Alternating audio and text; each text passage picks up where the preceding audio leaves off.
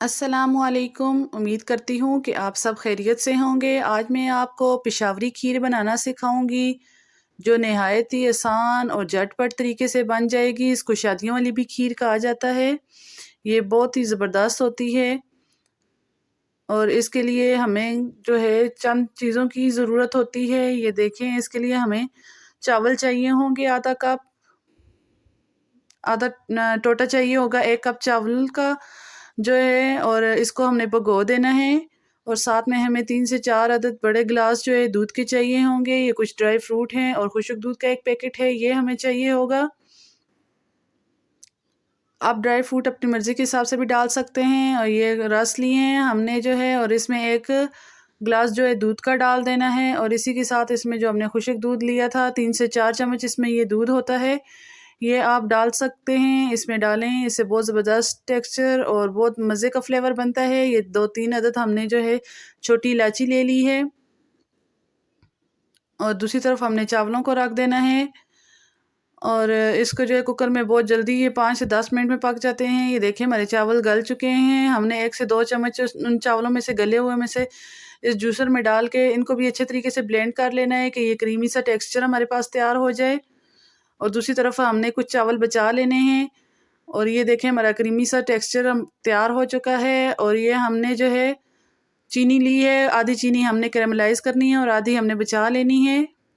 इसमें हमने 2 से 3 चम्मच जो है पानी के डालने हैं और इसको कैरेमलाइज़ करना है यहाँ तक कि ये गोल्डन सी हो जाए। और दूसरी तरफ ये देखें जो चावल हमने बचाए थे, इसमें बाकी दूध हमने 2 से गिलास जो रखा था वो भी डाल देंगे और इसको जो है अच्छे तरीके से पकाएंगे। ये देखें थोड़ा सा दूध हमने बचा लिया है जो कि हमने कैरेमलाइज़ हुई चीनी में डालना होगा। ये देखें इस तरीके से आप साथ खीर को भी बनाते जाएं और साथ में कैरेमलाइज़ होती हुई कैरेमलाइज़ भी करते रहें चीनी को, यहाँ तक कि ये गोल्डन सा हो जाए। और ये देखें मेरी खीर कितनी अच्छी गाढ़ी होती जा रही है। अब हम इसमें जो है चीनी में जो है ये जो कैरेमलाइज़ हुई है, देखें गोल्डन कलर था, और थोड़ा सा हमने दूध शामिल कर दिया है ताकि कड़वाहट पैदा ना हो इसमें। ज़्यादा आपने ब्राउन डार्क नहीं करना, लाइट सा गोल्डन कलर आए तो आपने दूध शामिल कर देना है। और इसी के साथ दूसरी साइड हमारी ये देखें जो खीर ज़बरदस्त सी तैयार हो रही है। इसी में हमने वो जो जूसर में जो टेक्सचर तैयार करके रखा हुआ है वो भी हमने इसमें अब शामिल कर देना है और इसको अच्छे तरीके से चम्मच हिला के पकाते रहना है। और जो बाकी चीनी हमने रखी हुई थी वो भी हमने इसमें शामिल कर देनी है। और जो है वो कैरेमलाइज़ हुई चीनी भी शामिल कर दें। देखिए उससे हमारा कितना अच्छा खीर का क्रीमी सा जो है कलर, कितना ज़बरदस्त और कितना ज़बरदस्त सा टेक्सचर बना है इसका हमारी खीर का। और इस तरह ये थोड़ी सी खीर पकती रहे यहाँ तक कि थोड़ी सी गाढ़ी हो जाए। और अब हमने जो है जो ड्राई फ्रूट रखे हुए थे वो थोड़े से शामिल कर लेने हैं इसमें, और थोड़े से हमने बचा लेने हैं,